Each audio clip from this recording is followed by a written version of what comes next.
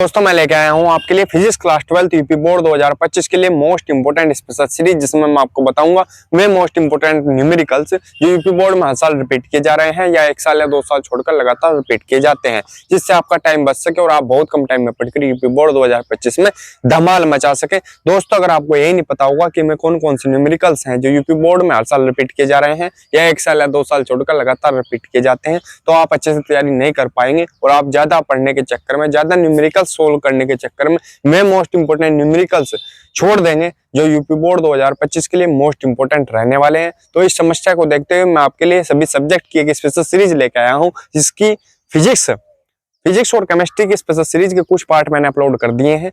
अगर आपने उन्हें नहीं देखा तो आप उन्हें जाकर जल्दी से जल्दी देख सकते हैं। अब मैं लेके आया हूँ फिजिक्स क्लास 12 यूपी बोर्ड 2025 के लिए मोस्ट इंपोर्टेंट न्यूमेरिकल्स की स्पेशल सीरीज।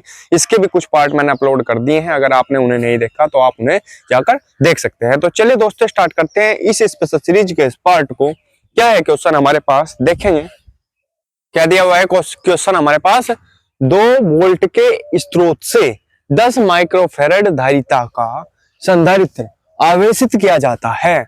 नंबर 1 स्रोत से प्राप्त ऊर्जा तथा नंबर 2 संधारित्र में संचित ऊर्जा की गणना कीजिए। कौन सा सन आया हुआ है, यूपी बोर्ड 2024 में पूछा गया क्वेश्चन है। और एक चीज और बता दूं, किसी के पास 2024 का अगर पेपर है और उसके पेपर में क्वेश्चन नहीं दिया गया तो वो ये ना सोचे कि यूपी बोर्ड 2025 में आया हुआ नहीं है, सॉरी 2024 में आया हुआ नहीं है, क्योंकि जो यूपी बोर्ड है वो हर साल 7 सेट बनाता है और सातों के सातों सेट आपके पास उपलब्ध नहीं होंगे। तो अगर आपको कंफर्म करना है कि 2024 में आया हुआ है या नहीं, तो आपको अनसोल्ड पेपर से ही कंफर्म हो पाएगा, क्योंकि 7 सेट आपके पास 2024 के उपलब्ध नहीं होंगे यूपी बोर्ड के। ठीक है, तो अब करेंगे इसका सोल्यूशन बहुत ही आसान तरीके से।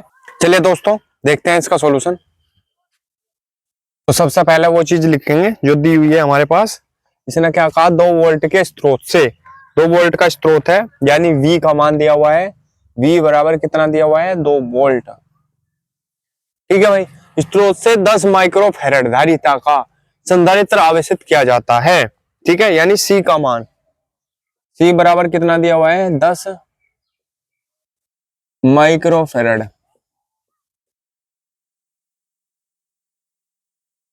ठीक है, और माइक्रोफैरड के फैरड बनाएंगे तो अगर 10 गुना 10 की पावर माइनस के 6, तो 10 की पावर माइनस के 6 से गुना कर देंगे तो ये बन जाएगा फैरड। ठीक है, अब आगे देखेंगे इसने क्या पूछा। पहले देखेंगे स्रोत से प्राप्त ऊर्जा, स्रोत से प्राप्त ऊर्जा बराबर होता है CV स्क्वायर। क्या होता है, CV स्क्वायर। अब C का मान कितना है आपके पास, ये 10 गुना 10 की पावर माइनस 6 गुना V का स्क्वायर यानी 2 का स्क्वायर। तो क्या हो जाएगा, ये 10 गुना 10 की पावर माइनस 6 गुना 2 का स्क्वायर यानी 2 गुना, यानी क्या हो गया, 4 सीधा। ठीक है, 2 दूनी 4, क्लियर। अब 10 चौक 40, तो हो जाएगा 40 गुना 10 की पावर माइनस 6, 40 गुना 10 की पावर माइनस 6। अब क्या करें, ये एक प्लस की पावर, इसे क्या लिखा जा सकता है, कैसा घटती है पावर, देखो इसे क्या लिखा जा सकता है, 4 गुना 10 की पावर 1, क्योंकि ये 0 है। ठीक है, प्लस की, और गुना 10 की पावर माइनस के 6, क्लियर करके बता रहा बिल्कुल।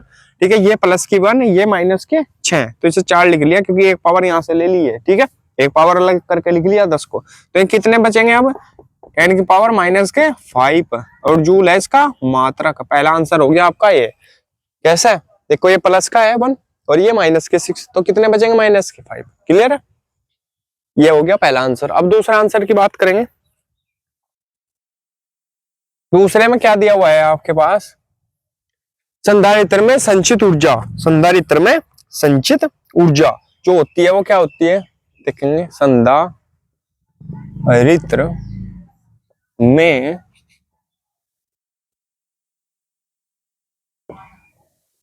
संचित ऊर्जा, संधारित्र में संचित ऊर्जा बराबर होता है 1/2 CV स्क्वायर। कितना होता है, 1/2 CV स्क्वायर। अब देखेंगे 1/2 गुना C का मान कितना है, 10 गुना 10 की पावर माइनस 6 गुना V का स्क्वायर है यानी v का स्क्वायर यानी 2 का स्क्वायर सॉरी। अब क्या हो जाएगा ये 1/2 गुणा 10 गुणा 10 की पावर -6, 2 दूनी 4, 2 तो ऐसे काटेंगे क्या हो जाएगा 2 दूनी 4। ठीक है, अब 2 की और इस 10 की गुणा करेंगे यानी 10 दूनी 20, तो आ जाएगा 20 गुणा 10 की पावर -6। अब इसमें भी ऐसा करा था ना, इसमें इसे क्या करेंगे 20 हट जाएगा, 2 लिखेंगे। अगर मैं से लिख दूं 2 और यहाँ एक पावर कम करके लिख दूं तो एक ये 0 गायब हो जाएगी। ठीक है, क्लियर है यहाँ तक?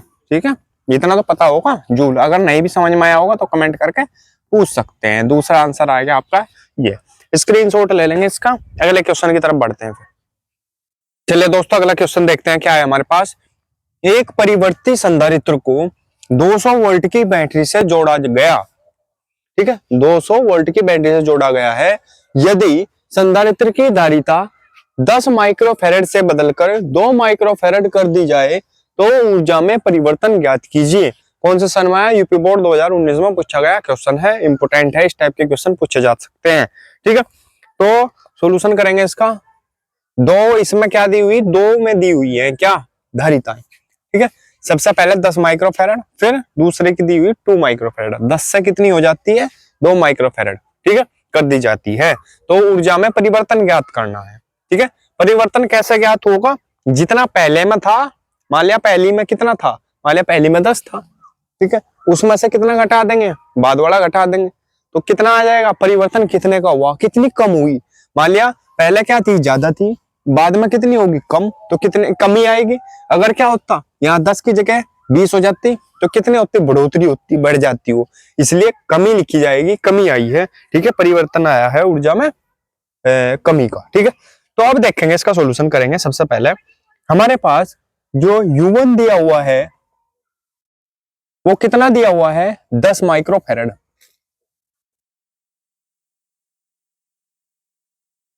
ठीक है, इसके माइक्रोफैरड के फैरड बनाएंगे तो ये बन जाएगा 10 की पावर -6 फैरड। 10 गुना 10 की पावर -6 फैरड। क्लियर? और U2 कितना दिया हुआ है? 2 माइक्रोफैरड। इसे माइक्रो बोलते हैं, माइक्रोफैरड। और ये बन जाएगा 2 गुना 10 की पावर -6 फैरड। क्लियर? यहां तक कोई दिक्कत नहीं है। अब क्या करते हैं, 200 वोल्ट की बैटरी से जोड़ा हुआ है, यानी V बराबर V सेम ही है। V कितना है? 200 वोल्ट, इसमें कोई चेंज नहीं है। ठीक है, क्लियर है यहां तक? अब जो हमारे पास फॉर्मूला होता है प्रारंभिक ऊर्जा का, क्या लिखेंगे? संधारित्र की प्रारंभिक ऊर्जा क्या होगी? U1 बराबर होगी। सीधी सी बात है, U1 बराबर होगी। ठीक है, U1 बराबर 1/2 C1 V1 स्क्वायर। V1 तो वही रहेगा, V तो वही है क्योंकि इसमें चेंज नहीं है। ठीक है, ओ ये C है भाई धारिता, ये क्या है? C धारिता है, U नहीं। U में तो चेंज निकालना हमें। ठीक है, तो ये फैरड है, फैरड है ना, तो इसलिए धारिता है। ठीक है, क्लियर? अब ये तो हो गया भाई पहले। ठीक है, प्रारंभिक ऊर्जा। अब देखेंगे हम दूसरी, क्या? संधारित्र की बाद में ऊर्जा। उसे कैसा प्रदर्शित करेंगे? U2 से। तो ये हो जाएगा 1/2 C2 V स्क्वायर। ठीक है, इसमें कोई चेंज नहीं है V में, तो V ऐसा का ऐसा ही रखेंगे। अब चेंज की बात करेंगे हम, तो जो डेल आएगा, डेल U, इसे कहेंगे परिवर्तन। डेल जब लगता है, जब परिवर्तन होता है, तो ये हो जाएगा U1 माइनस U2। क्लियर है यहां तक? कोई दिक्कत नहीं है। चलिए अब इसके मान रख देंगे। डेल U बराबर U1 कितना है आपके पास? ये 1/2 C1 V स्क्वायर माइनस, अब इसका रख देंगे U2 का कितना है? ये 1/2 C2 V स्क्वायर। क्लियर? अब इसमें से कॉमन ले लो। कॉमन क्या आ रहा आपके पास? 1/2 कॉमन आ रहा है। ठीक है, तो ये हो जाएगा C1 और V स्क्वायर भी कॉमन आ रहा है, तो V स्क्वायर भी कॉमन ले लो। 1/2 V स्क्वायर कॉमन ले लो।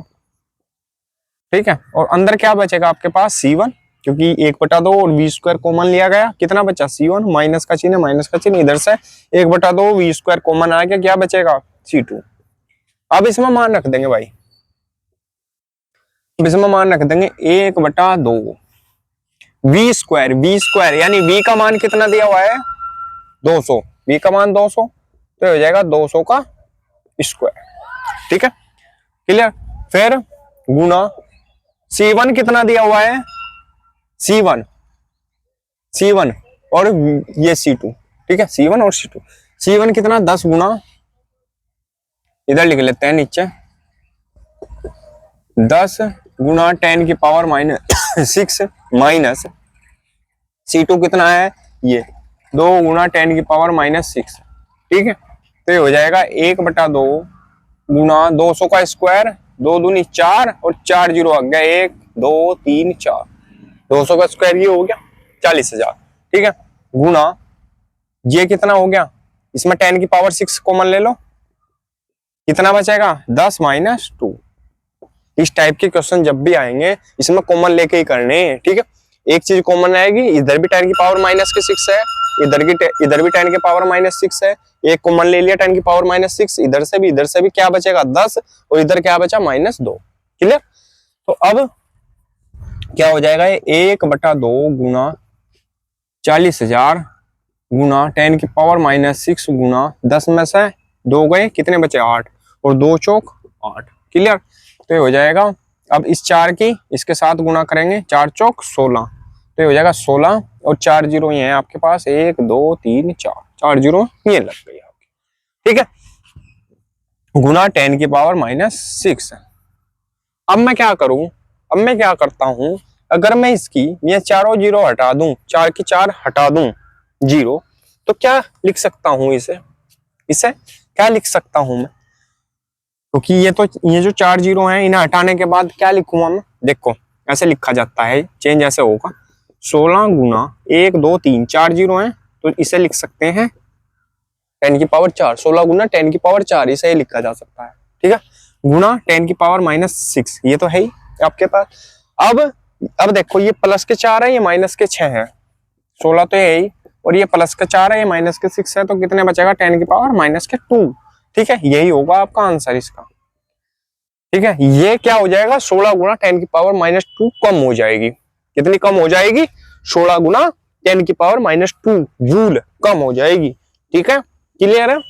स्क्रीनशॉट ले लेंगे। तो दोस्तों अगर वीडियो अच्छी लगी हो तो प्लीज वीडियो को लाइक कीजिए, कमेंट कीजिए और हमारे चैनल को सब्सक्राइब कीजिए और घंटी का बटन भी दबा लीजिए, जिससे आपको हमारी वीडियो की नोटिफिकेशन सबसे पहले मिल सके। मिलते हैं अगली वीडियो में, तब तक के लिए बने रहिए हमारे चैनल पर। धन्यवाद।